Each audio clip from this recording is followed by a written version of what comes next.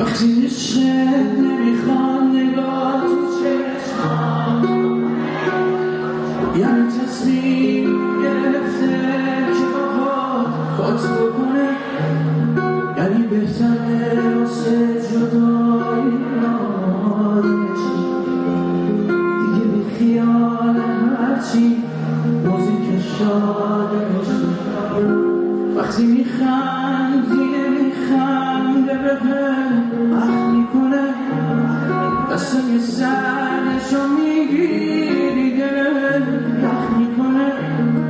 وقتی به سر میزنی سلامش تویه دیگه